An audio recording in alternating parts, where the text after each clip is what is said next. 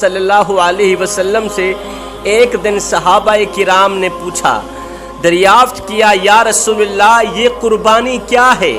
میرے نبی نے فرمایا، صحابہ یہ قربانی تمہارے باپ، تمہارے دادا حضرت سیدنا ابراہیم علیہ السلام کی سنت مبارکہ ہے۔ یہ سن کر صحابہ کرام نے مزید پوچھا، یا رسول اللہ پھر اس پر ہمیں اجر و ثواب کتنا ملے گا؟ اس پر ہمیں نیکیاں کتنی ملیں گی؟ میرے نبی نے فرمایا، جانور کے ہر ایک بال کے برابر تمہیں ایک ایک نیکی ملے گی۔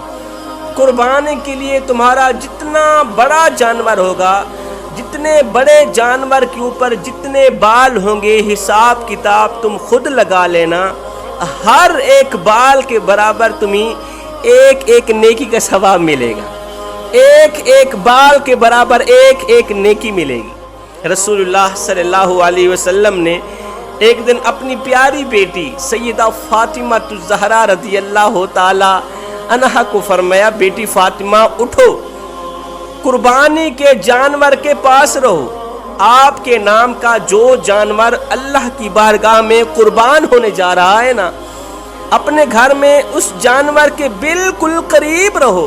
یہ سن کر سیدہ فاطمہ الزہرا نے وجہ پوچھی، آقا ابا حضور اس میں حکمت کون سی چھپی ہوئی ہے؟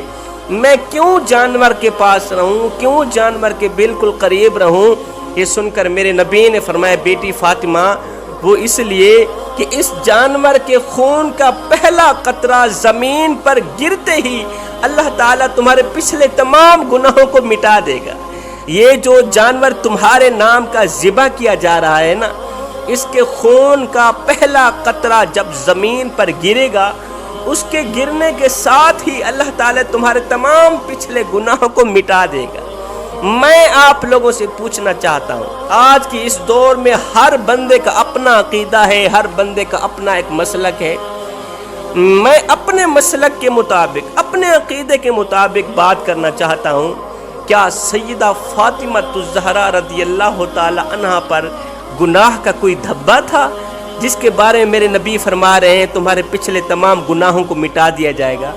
میرے عقیدے کے مطابق تو سیدہ فاطمہ الزہرا گناہوں سے پاک ہے۔ سیدہ فاطمہ الزہرا نے ساری زندگی ایک گناہ بھی نہیں کیا، ایک غلطی بھی نہیں، ایک خطا بھی نہیں کی۔ سیدہ فاطمہ الزہرا کی زندگی پاک ہے، شفاف ہے پانی کی طرح۔ اس میں بھی ایک حکمت چھپی ہوئی ہے۔ وہ حکمت کون سی ہے؟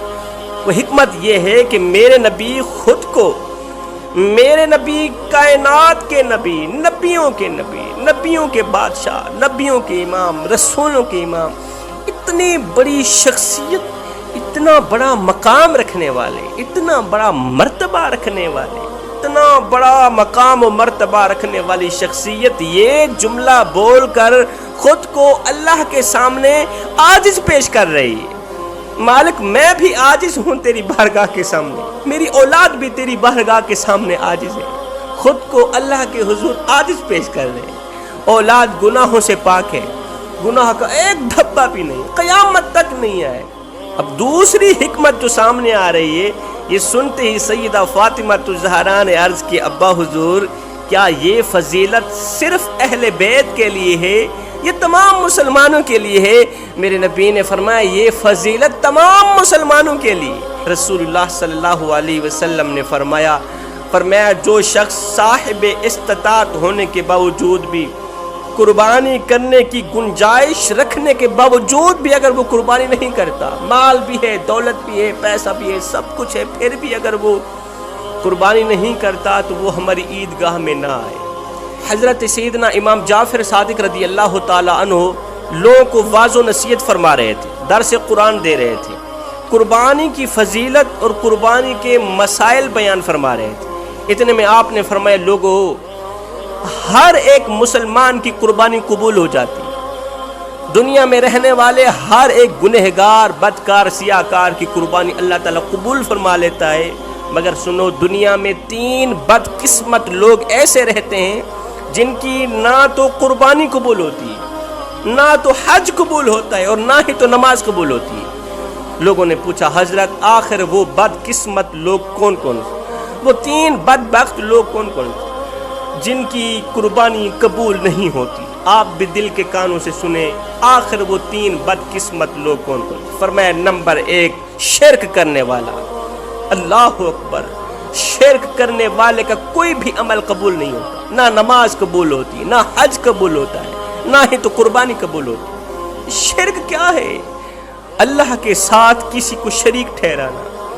اللہ کے ساتھ کسی کو شریک ٹھہرانا. اللہ کا دروازہ چھوڑ کر کسی غیر کے دروازے پہ جا کر بھیک مانگنا، خیرات مانگنا، مشکلات کا حل مانگنا، یہ ہوتا ہے شرک. میں دیہات کا رہنے والا ہوں، دیہات کے ساتھ میرا تعلق ہے. میں اکثر دیکھتا ہوں میرے دیہاتی نادان لوگ مختلف بزرگوں کے مزاروں پر جاتے ہیں، سجدے کرتے ہیں، سجدوں پہ سجدے کرتے ہیں، کہتے ہیں بابا جی ہمیں اولاد بھی دے دو، بابا جی ہمارے دکھڑے دور فرما، بابا جی ہمیں رزق وسیع عطا کر، بابا جی ہماری مشکلات کا حل فرما. اتنا بڑا گناہ کر رہے ہیں یہ لوگ. اس نادان کو پتہ بھی نہیں کہ کتنا بڑا گناہ کر رہا ہوں.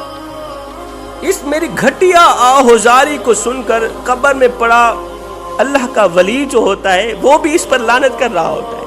اور لعنتی انسان، تیرا خدا میں تو نہیں، تو کیوں مجھے فرعون بنانا چاہتا ہے؟ میں فرعون تھوڑی ہوں، میں خدائی دعویٰ کرنے والا تھوڑا ہوں.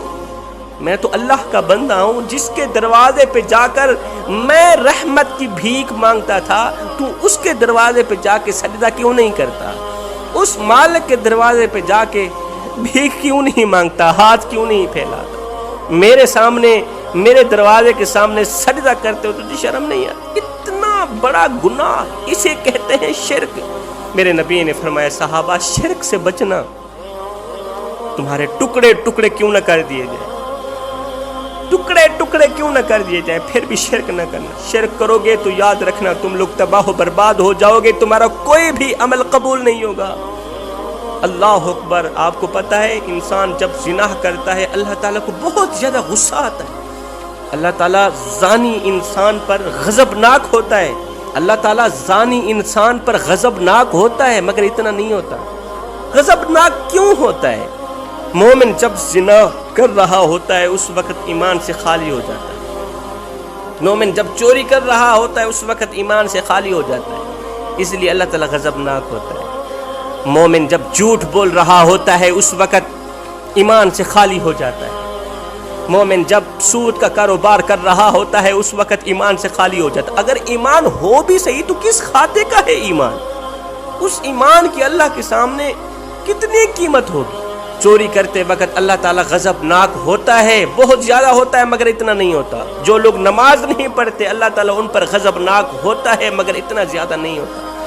اب کس ٹائم، کس وقت، کس بندے پر اللہ تعالیٰ بہت زیادہ غضبناک ہوتا ہے؟ جب ایک انسان اللہ کا دروازہ چھوڑ کر غیر کے دروازے پہ جا کر ہاتھ پھیلاتا ہے، بھیک مانگتا ہے، خیرات مانگتا ہے، مدد طلب کرتا ہے. یہ وہ بدقسمت انسان ہوتا ہے جس پر اللہ تعالیٰ بہت زیادہ غضبناک ہوتا ہے، بہت زیادہ غصہ کرتا ہے. پوچھا گیا حضرت دوسرے لوگ کون سے ہیں جن کی قربانی قبول نہیں ہوتی؟ فرمایا دوسرے لوگ حرام کے پیسوں سے بکرا خرید کر اللہ کی راہ میں قربان کرنے والے لوگ. یہ بھی وہ لوگ ہیں جن کی نماز قبول نہیں ہوتی، جن کی قربانی قبول نہیں ہوتی. حرام اللہ تعالیٰ کو ناپسند ہے، اس لیے کہ حرام پر ہر وقت شیطان تھوکتا رہتا ہے. حرام اپنی اولاد کو کبھی نہ کھلانا، حرام کا ایک لقمہ بھی نہ کھلانا. حرام تمہاری اولاد کی آنکھوں سے حیا چھین لے گا.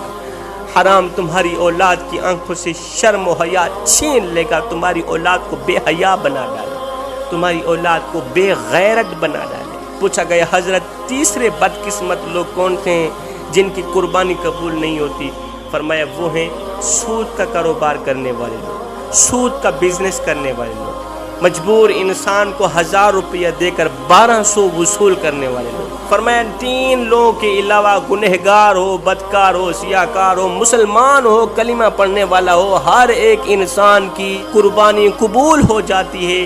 ان 3 لوگوں کی قربانی قبول نہیں ہوتی تب تک جب تک یہ پکی توبہ نہیں کر لے، پختہ توبہ نہیں کر لے. اصل میں قربانی کی حقیقت تو یہ تھی کہ عاشق خود اپنی جان کو خدا تعالیٰ کے حضور پیش کرے. اصل میں قربانی کی حقیقت بتا. اصل میں قربانی کی حقیقت تو یہ تھی کہ عاشق خود اللہ کا بندہ خود اپنی جان کو اللہ کے حضور پیش کرتا، اپنی جان کی قربانی کرتا۔ اللہ تعالیٰ کو یہ گوارا ہرگز نہ ہوا۔ اللہ تعالیٰ نے حکم دیا کہ لوگو تم جانور ذبح کرو، تم ہمارے نام پہ جانور ذبح کرو، ہم یہی سمجھیں گے کہ تم نے خود کو ہمارے نام پہ قربانی